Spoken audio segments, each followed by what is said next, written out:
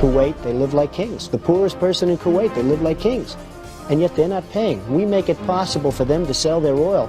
Why aren't they paying us 25% of what they're making? It's a joke.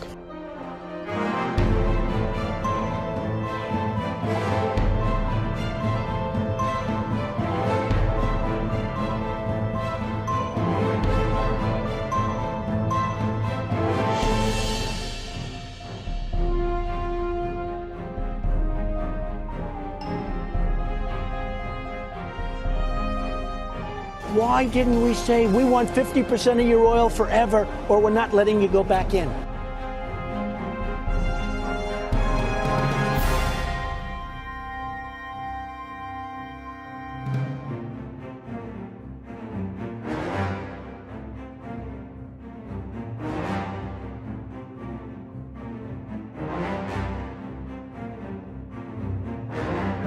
Le Dey d'Alger prend même en otage 2 équipages de navires.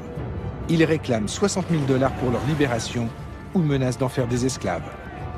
Rapporté au budget actuel des États-Unis, cette somme représenterait aujourd'hui plus de 60 milliards de dollars.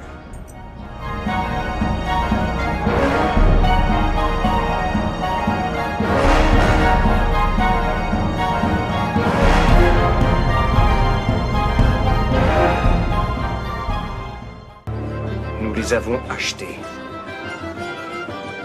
L'Amérique a conclu avec Alger un traité de paix.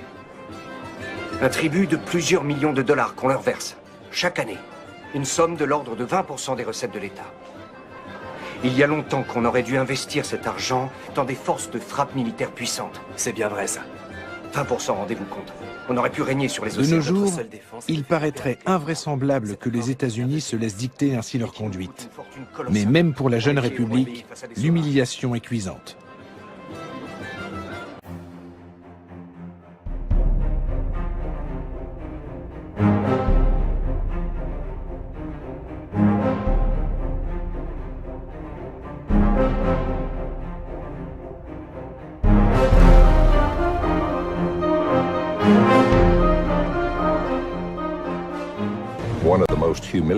En 1795, les États-Unis ont connu un épisode particulièrement humiliant.